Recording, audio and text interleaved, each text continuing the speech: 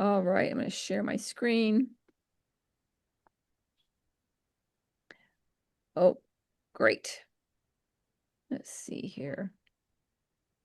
All right, everybody. Welcome, welcome. This is Joe Jamie from Fancy Pants Gardens, and we are on lesson 20, and we've only got 4 more lessons till the end of the year. I cannot believe this has gone by so fast. So I want y'all's feedback. If you have any ideas that you really, feel like I haven't covered, we're going to be going over next week. We actually are going to go over planting strawberries and what else? Oh, succession planting, so that we keep up with all our root crops, like our radishes and our carrots and all that. So I'm going to talk about that next week.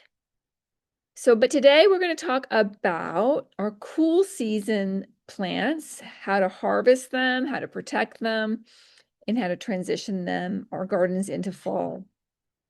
So, student of win of the week, Rosemary Burke, got all her garlic planted, which was very exciting. And I'm really sorry, you guys, about this whole, I feel like I've failed in two big, well, maybe several big areas, but number one was getting involved with the gal with the organic planting. She didn't really come through for us very well.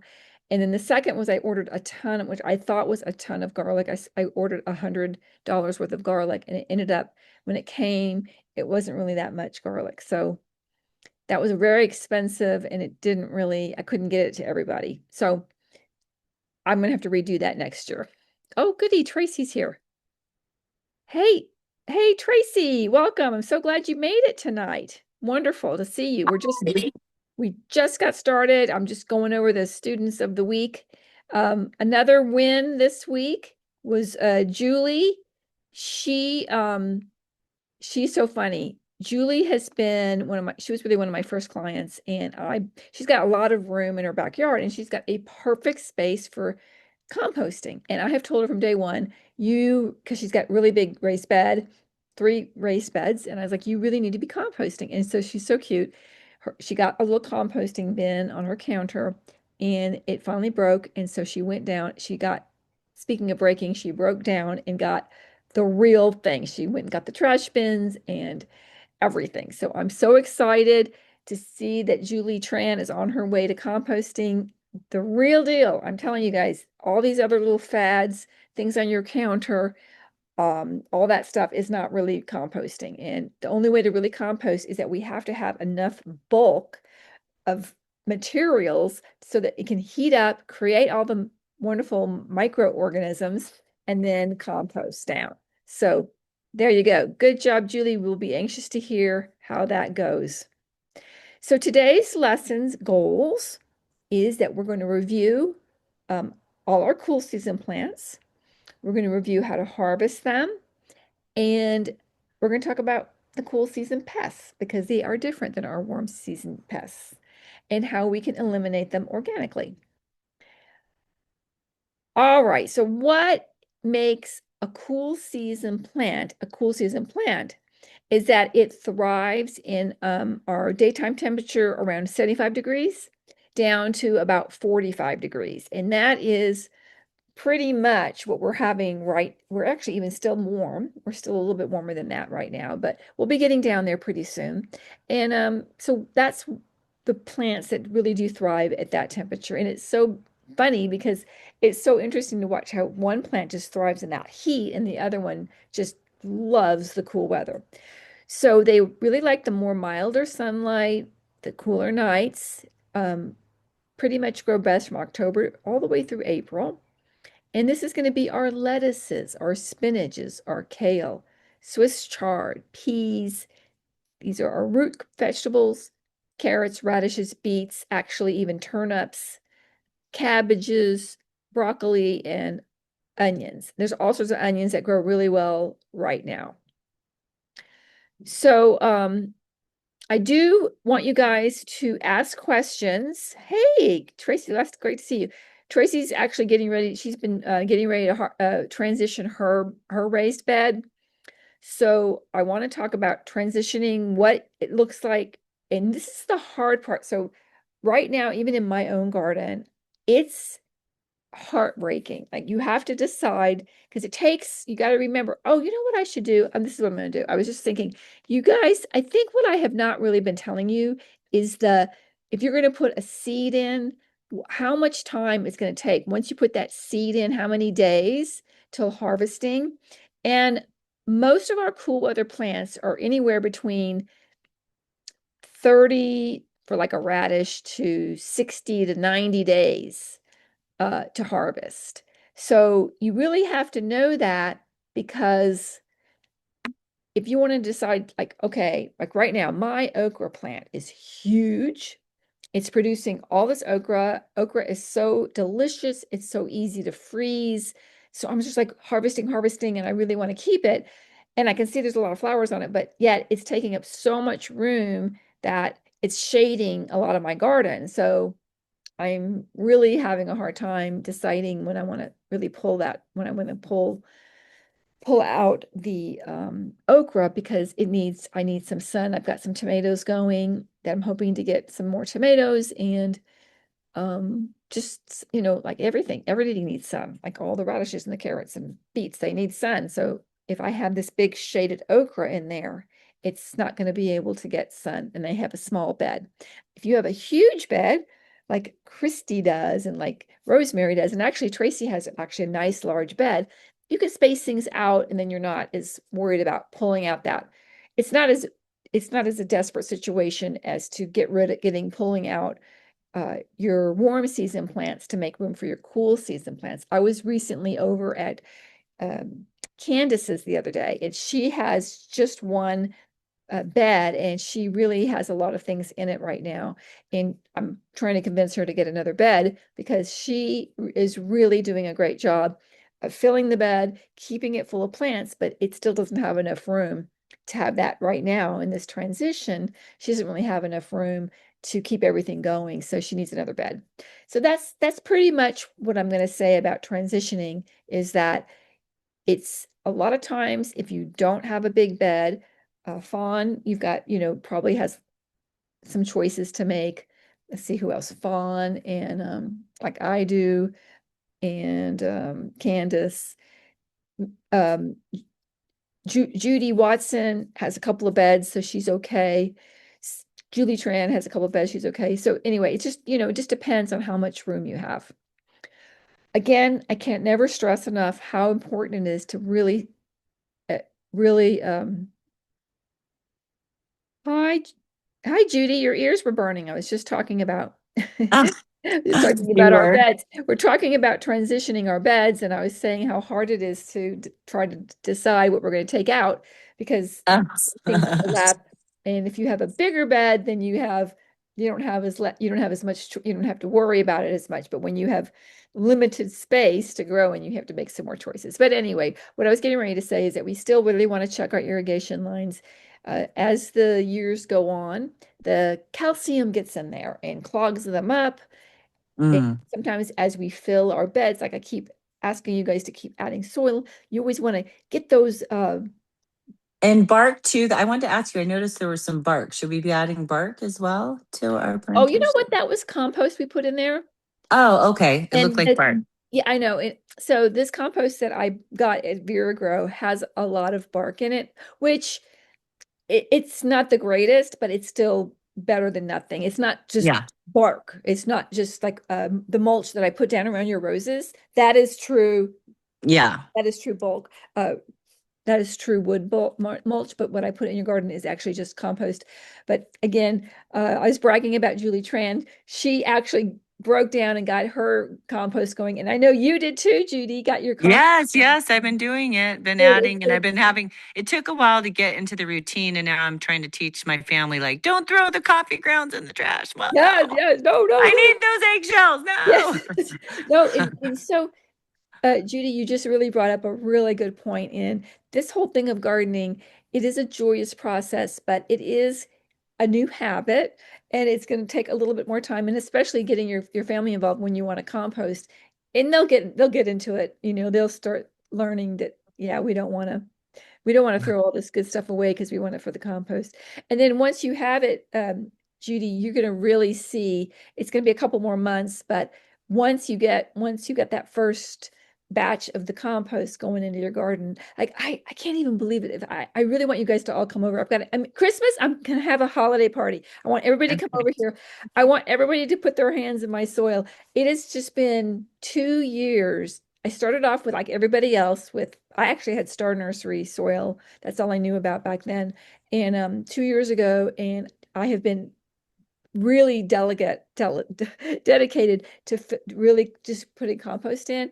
And when I dig in my soil, it is so light and fluffy. It's drained so beautifully, and my plants are so green with nothing, just the compost. So it's very exciting to see the results. Hey, Julie. Hi. Yes, I am celebrating that I finally bought the trash things and I'm making my We are compost. celebrating you. We are Thank you. celebrating. You got It what only took me a year for you to convince me to do it. Oh, that's okay. You know what? I feel validated that you did it. So I'm really proud of you. So Thank you.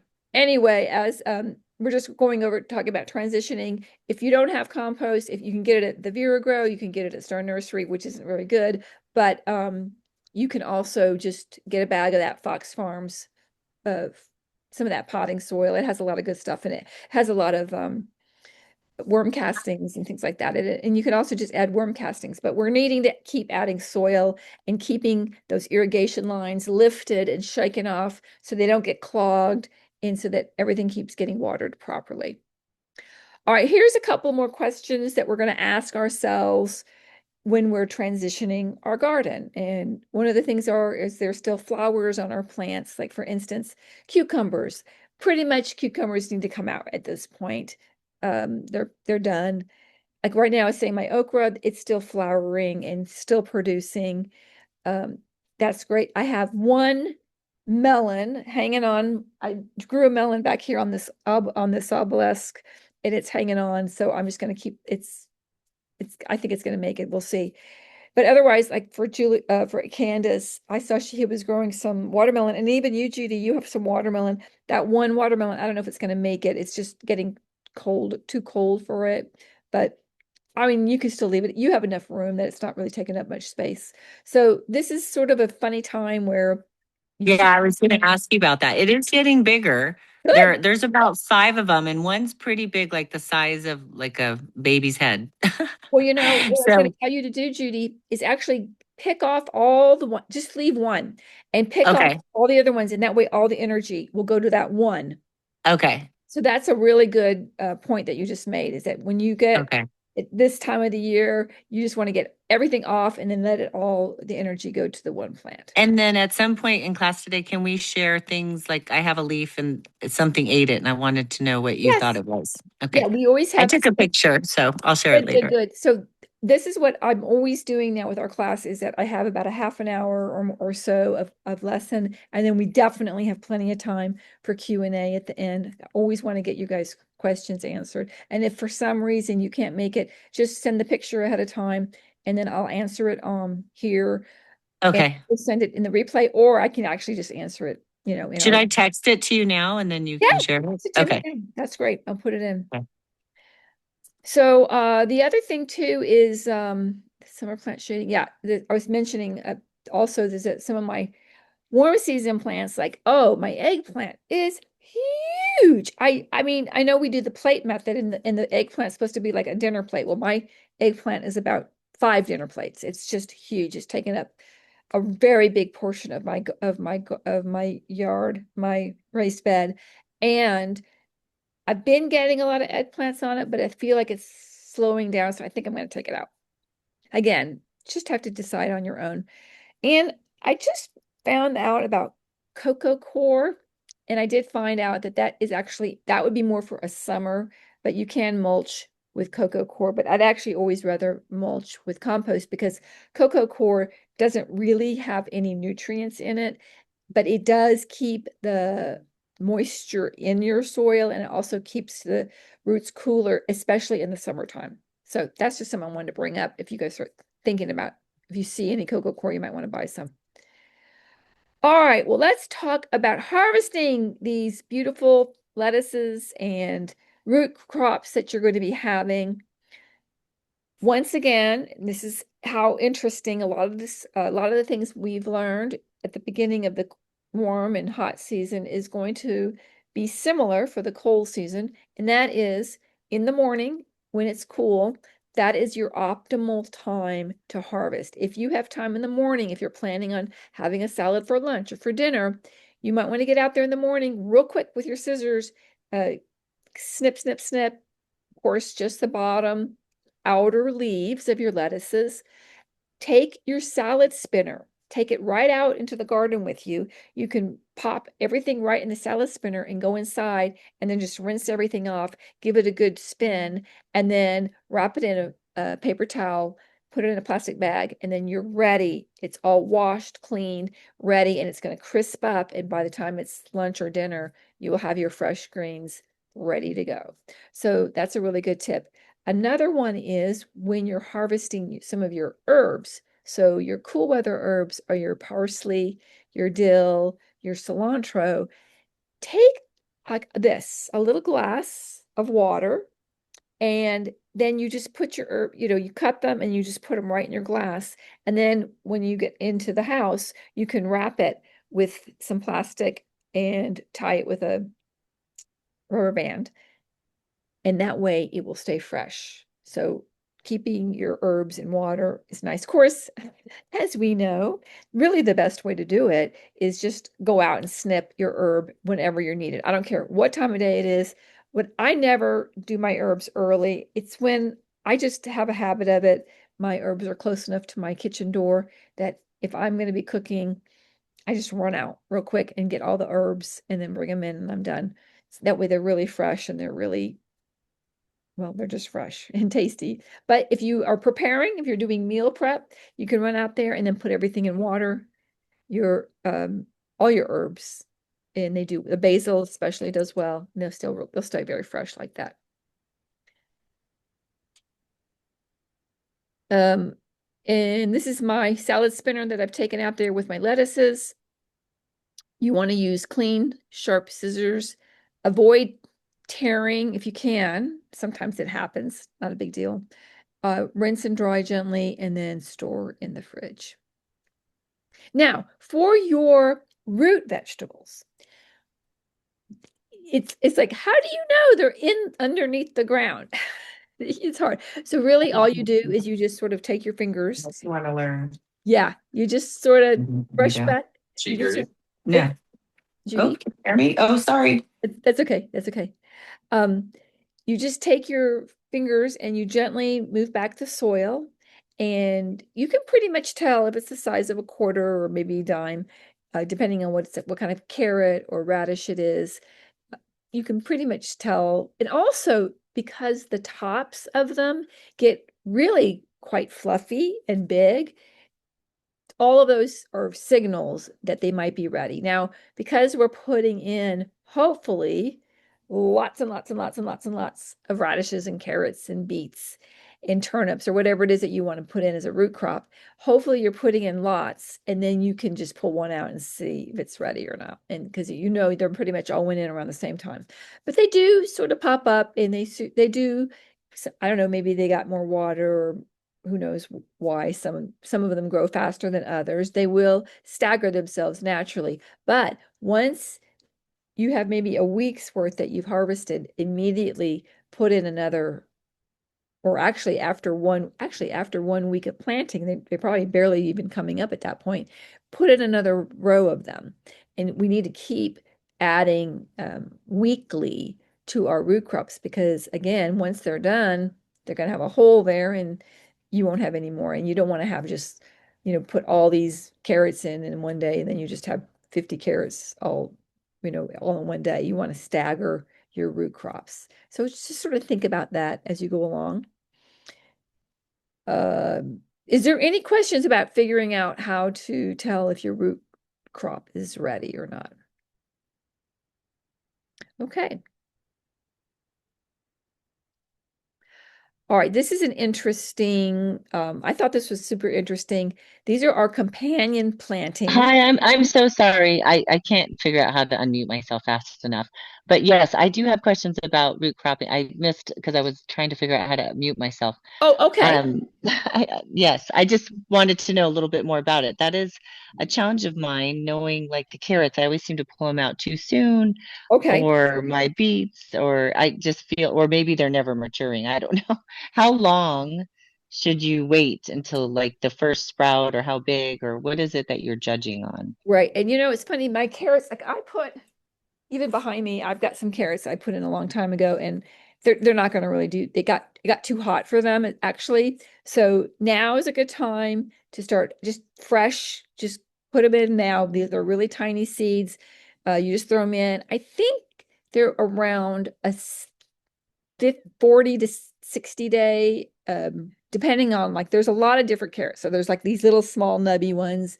There's long ones, there's colorful ones. So you just have to look on the packet and it will tell you from seed to finish, and you can sort of make a note of it on your, I actually on my little tag, when I put my tags in, sometimes I just note when I plant it, or you can even put, let's say you read the packet and it says 30 days from now. So that you can put whatever that date is, 30 days from now, on your label, and that helps you remember approximately what time. So there's going to be a lot of things involved. So nothing's written in stone in this harvesting process. So what you have to do is use all the signals. So the number one signal for, believe it or not, you won't even believe how big a radish leaves are. Like when you go to the store, they don't really look that big, but in your garden, they get really big and fluffy, and so does the carrot tops. They get very big and fluffy. So you can pretty much know that if there's not a lot of leaf or fluffy, like a carrot top is very feathery. The beet green is a beautiful, it almost looks like a Swiss chard leaf. It's a nice big leaf. And you can eat, oh my goodness, those beet leaves are so delicious. Like, do not throw those away. Eat the beet leaves. You can make pesto with the carrot greens, and you can saute up the radish greens. So all these greens are really beautiful. And the reason why we don't usually eat them is when we get them, by the time we're getting them at the grocery store, it's just been sitting too long, and they're very wilted, and they're not fresh and crisp. So when you have your homegrown, you'll be able to eat the whole plant. It's delicious. But going back to figuring that out. So number one, the fluffiness, you want to pull back the soil and see, it's called the shoulder. So if my head was the leaf and I'm a carrot, you can see how big my roundness is. And if it's very tiny, you know it's not quite ready yet. So that's really the biggest test is really, I feel like the greens is your first, it's like, hello, it looks like I'm ready. And so you go over to that one particular one, and then you sort of push back the soil, and you could say, I don't know, just might need another week or so.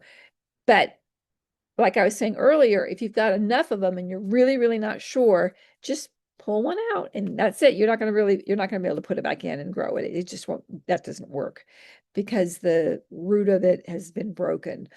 So anyway, just be careful, be cautious on the side. I mean, a beet's going to take a lot longer than a carrot. Carrots actually take pretty long. The radishes are very quick to come on and be ready.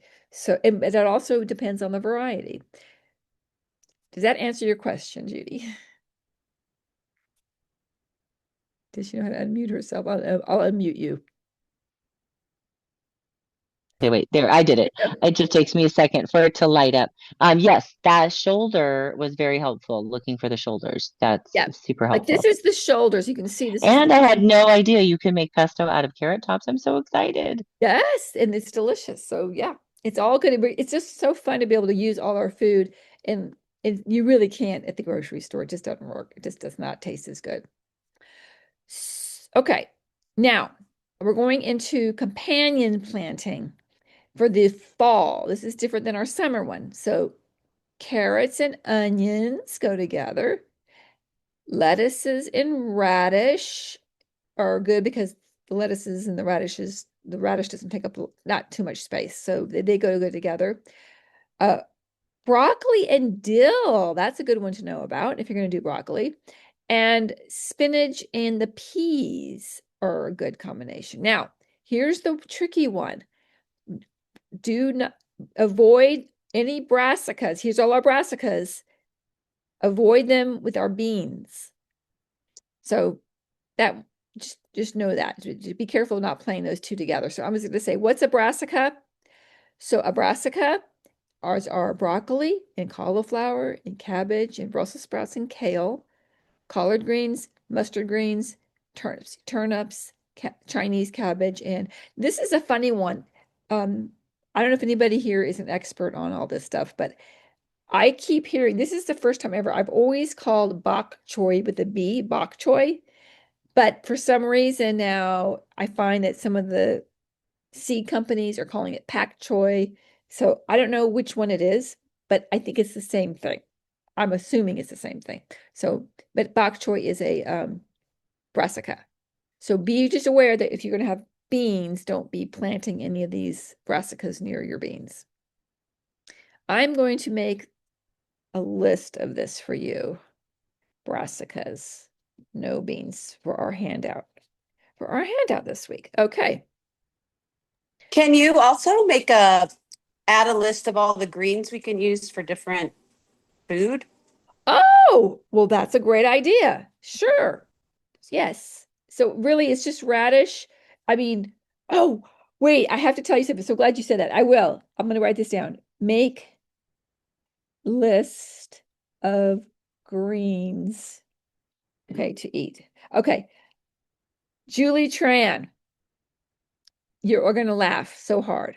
You remember you remember how I told you that last year I planted that I cut the celery off at the bottom and I stuck it in the garden and it did great. Well, I did it again and it's doing great. Oh my God. So, I mean, I don't know. I feel like you have to Where did you get from Smith's? Yes. I gotta go to Smith's then.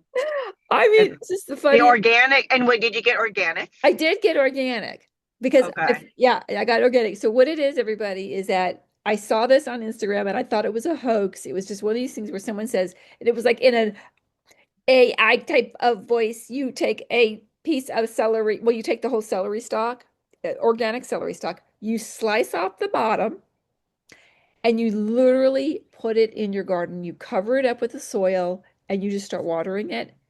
And I am telling you, wait, I'm going to go, I will take a picture of it and I will post it tomorrow for everybody. So you put it directly in the soil. You didn't have to like put toothpicks in it and then put it on a cup of water. No, I didn't even, you know what I did do? I have to say, I think I did, I cut I just sort of refreshed the bottom of it so that the roots would come out, because the bottom sort of gets brown and you know how the bottom of the celery gets brown. So, but you keep the whole thing whole and you stick it and I just cut it about, I would say 2 or 3 inches, maybe 3 inches, maybe buried the whole thing in there. And I've got sprouts coming out.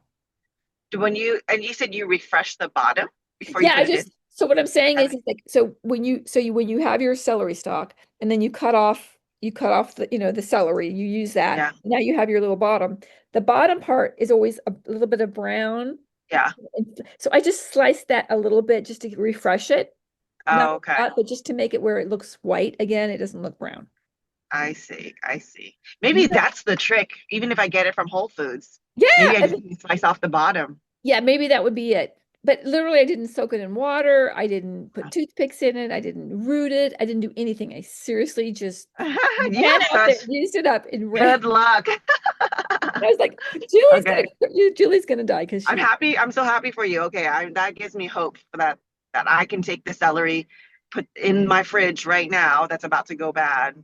Yes. And replace the bottom. I'm gonna put it in the ground, and I'll let you know how it goes. Yeah, and it did not even take maybe a week before the sprouts are coming out again. Interesting. Yeah. So, and it's fun. And then once it really grows, it gets so healthy and you can just go out there and the celery is delicious. And yeah. Now I do know that we can grow celery from seed. I've never done that because now this is such an easy way of doing it that I don't think I'll ever do it any other way.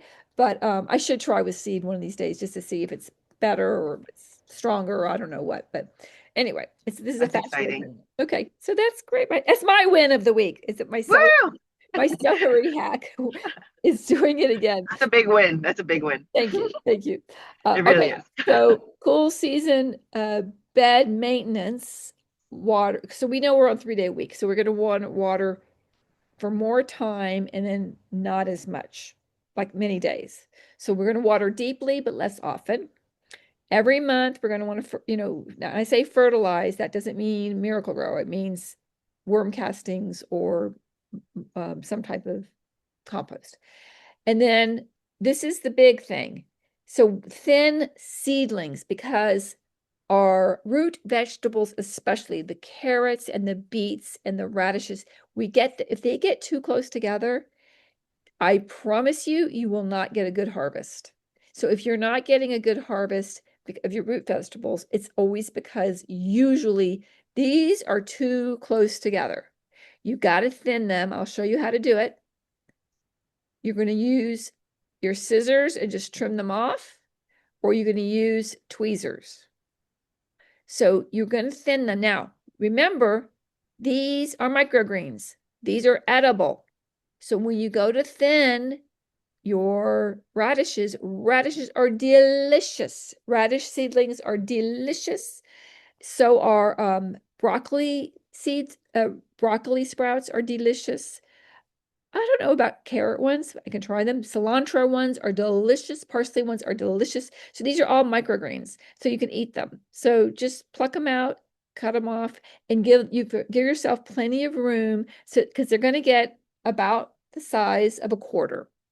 The beets are going to get bigger. Think of the beets are going to be the same size as the beets in the grocery store. So remember how big those are, and make sure they have enough space to get big. Otherwise, they just don't have room, and they won't develop properly.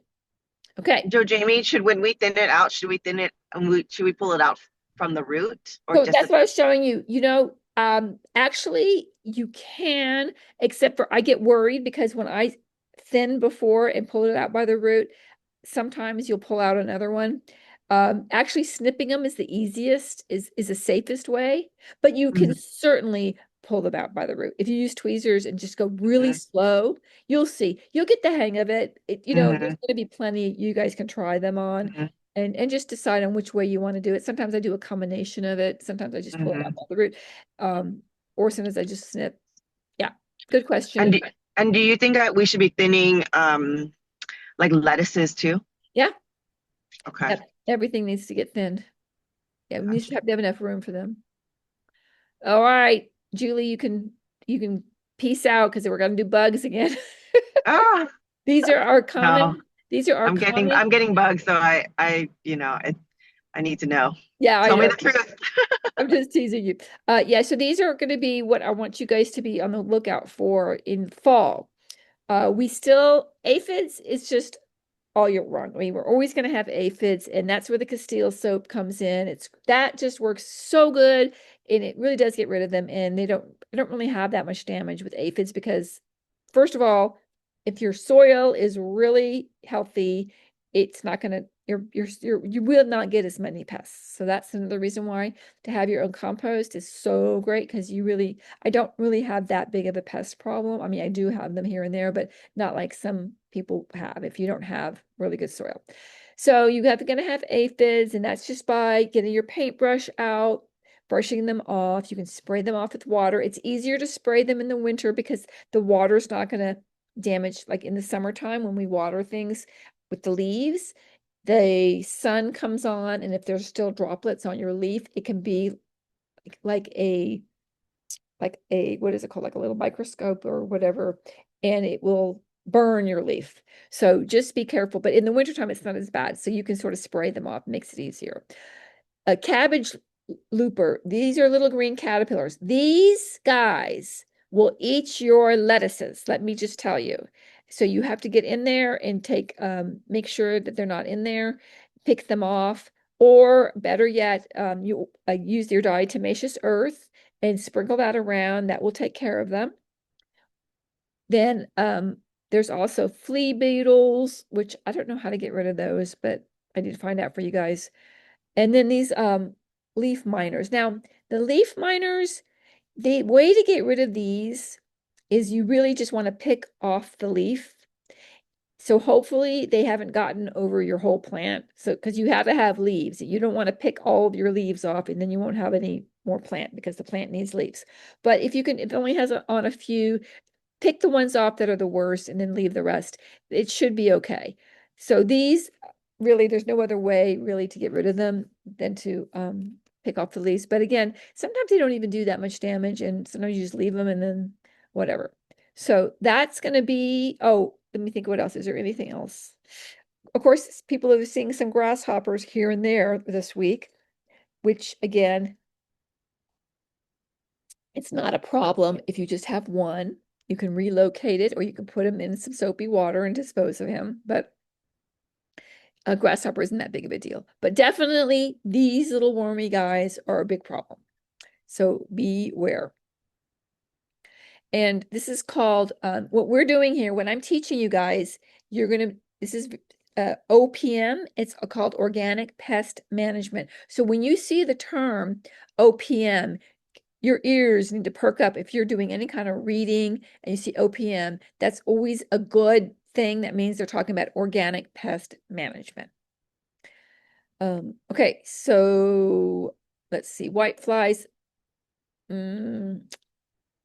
Yeah, sticky traps, but we don't really have those. We don't really have the white flies really come on if you have a greenhouse, and that's where we get a lot of white flies. But I don't know if anybody here has a greenhouse, so we have to worry about that.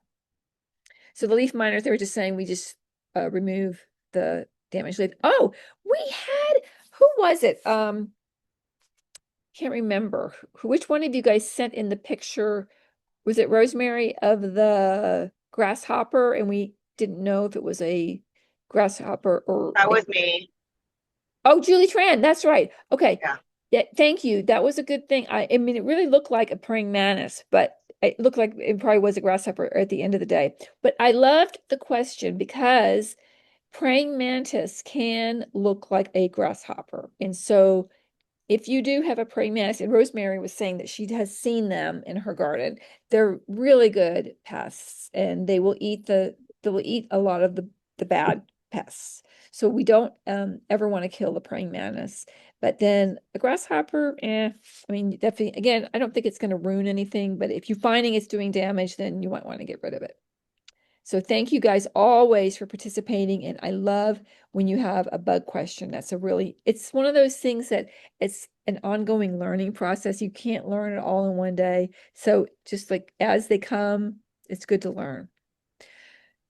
All right. So wrapping up, I would like to challenge you guys this week to get some lettuce seeds and really plant a bunch of lettuces, because I find that from now until April, if you plant your kale and lettuces, red lettuces do extra well. Romaine does really well here. Butter lettuce does okay. If you will plant a bunch of lettuces, you guys will really be eating out of your garden a lot and you will really enjoy it. So get those planted. And if you've already planted a row of radishes and carrots and beets, get out there this week and plant another row so that once they start harvesting, they'll go like that and they'll be succession planted. And always loved having you guys share your pictures and your wins in our group. So I will open it up to questions, you guys.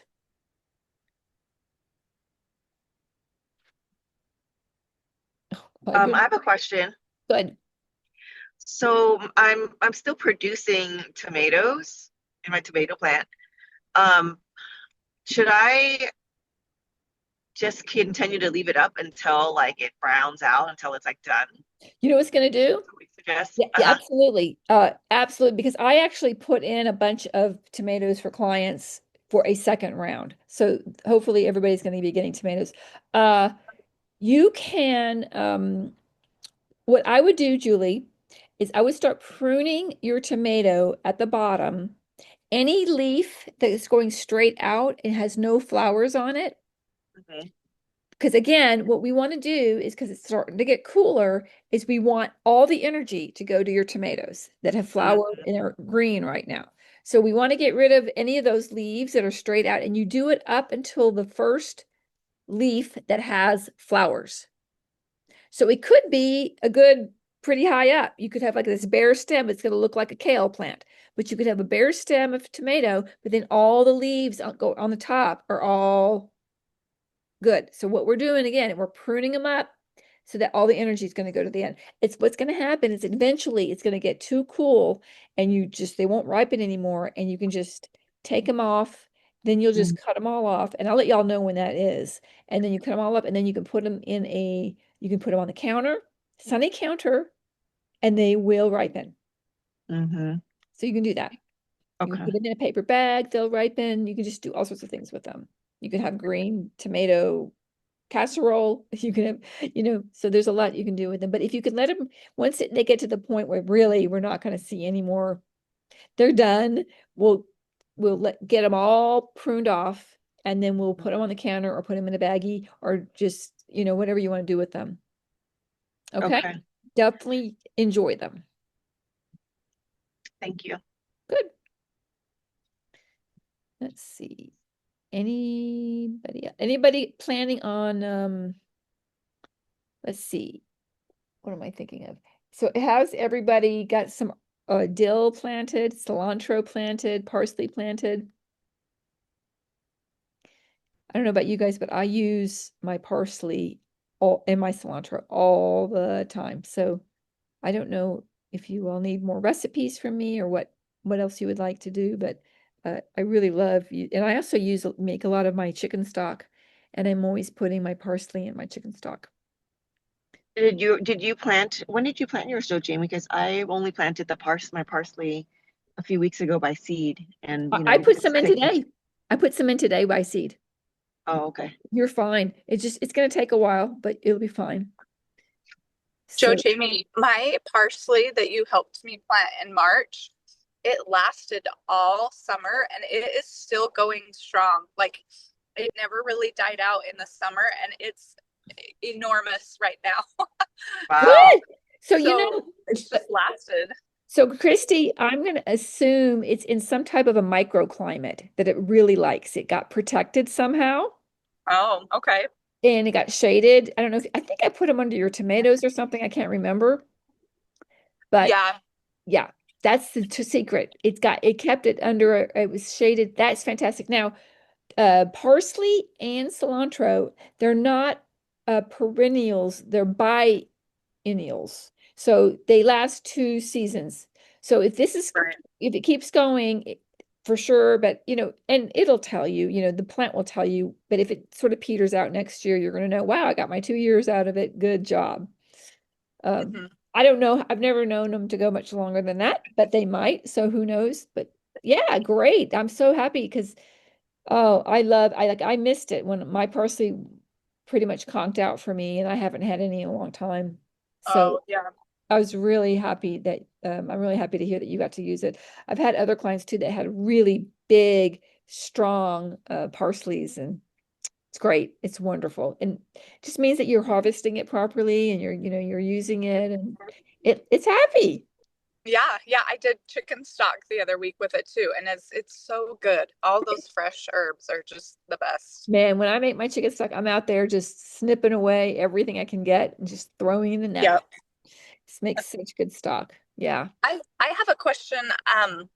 My family really likes the acorn squash, so I planted a few of those, and I wasn't sure. I think I saw a YouTube video about I put them under my obelisks, and I'm hoping that I can train them up the obelisk. Do you think that will work? Absolutely, it will. I've Okay. seen everything from I've seen a butternut squash, which is even heavier on an yeah. obelisk. So yeah, you'll be fine. You'll be fine. The other one I have not grown, and my girlfriend, she's in Baton Rouge, Louisiana, grew them very successfully, was a delicante squash. If anybody knows what that is, it is the most delicious squash. And I would love to try that one of these days. So delicante squash. You bake it.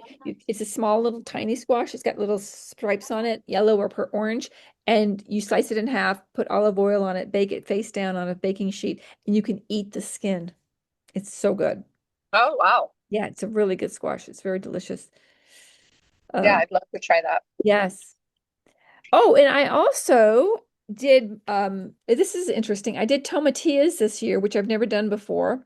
And I kept reading that you had to have two tomatillo plants for that to work. Now I had tomato plants nearby, so I don't know if that was counted as a like instead of being a tomatillo, but my tomatillo is doing so well. It is so pretty, and they have those little paper, they look like little lanterns, and the tomato forms inside of the little lantern, paper lantern, and they're so pretty. I'm having a lot of fun with this. Of course, that's a warm season plant, so that would be for next season, but mine are just now. I had them in all summer, and they're just now. Oh, did I get stuck?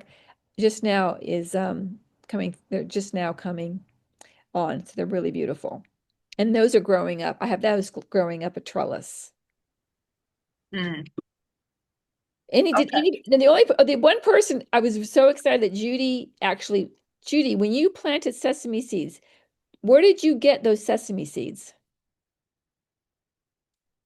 Did you, I'm just curious because Judy got she planted sesame seeds and got a sesame seed plant. So I want to do that next year. I think we all do. It would be really fun to have to grow our own sesame seeds. Oh, she's not, I don't know if she hears me or not. Okay, so let's see. Is anybody, I just was curious if anybody grew anything exotic. Now, Candace Tongue, I forgot to put her up there. She put in um, what's the tree? It's not a pomegranate, it's a persimmon tree. She put a persimmon tree in and she got all these beautiful persimmons. So I was really proud of her for that. And just one more update, her father-in-law's tomatoes are now producing tomatoes. So we are just keeping our fingers crossed that it could stay warm enough for them to get ripe. Yes. So those are going well. Anybody else have anything exotic that they tried this year that was fun, that was different?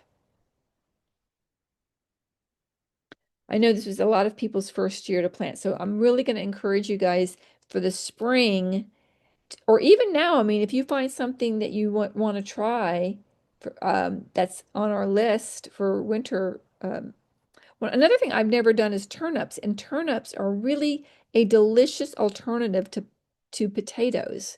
And you can take a turnip and whip it up and make it like a potato, like a mashed potato, and it's a little bit, I don't know if it's better for you, but it's lovely. It's a little bit of a tangier taste, but if you've never tried a whipped turnip, it's delicious. So another thing that you might, because we have time, you could put turnip seeds in right now if you wanted to try to grow some turnips.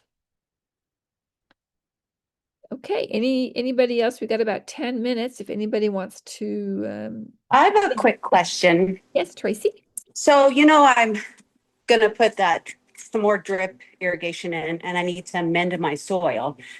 But I have my old soil on each side. Oh, Do I need to dig some of that out and replace it? Is that what I'm doing? yeah, because we did that for you too, didn't we? We dug out. Did we I dig? think so. Because I Yeah. don't think I was out there right at the beginning. Right. So I wasn't sure if you guys dug some of that out and then just replaced like that top bit and kind of turned it in a little bit. Yes. So what I'm thinking of, and I can't remember I remember that a lot of, your soil was pretty much down. It wasn't filled to the top. Correct. We had a little more, lead room, but I'm going to give you a good estimate. A good 8 inches, 6 to 8 inches, you're going to want it to be really good soil, because just think about this. Whatever you're growing in there, the roots are going to want to go down 6 to 8 inches, and you want those roots to have nutrition. So if you don't amend that soil really well, you're not going to have as good of a harvest. Yeah, that makes sense. Okay, good. And that's just a good way to think about it, is that most, like a tomato is going to go even deeper. So if you have a spot where you really want to put tomatoes in, you're going to want to really dig deeper there. Or even wait, when you go to plant the tomato, you can really dig a really big hole. I just read today, this is a great analogy. You want to dig a $10 hole for a $3 plant. So in other words, you really want that hole to be nice and big and, amended and deep for your plants so that the roots go down. But like I was saying, my raised bed now has had 2 years of a lot of compost put in it, and my soil is just so good. Like when I go to dig in, it's just light and fluffy and it's easy to grow. So that's why our first year or two of growing can be a little bit of a challenge because, our soil isn't really it's not that amended, but once you start keep amending it, you're just gonna keep getting better and better harvest as you go along. Okie dokie.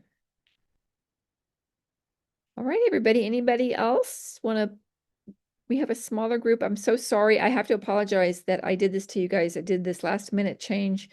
And next week we'll be back on Wednesday again. And I apologize. And it's going to be a couple of weeks because it's always the second and fourth Wednesday of the month. And next month, it's going to be like November, like 11th or something like that or something. It's a couple of weeks away. So let's see here. Yeah, the second Wednesday of the month is the 12th of November. So we're not going to have class again until then. But I'm going to try to be more, I'm going to try to be more active with you guys. I really apologize. It's been, well, there's always excuses, right?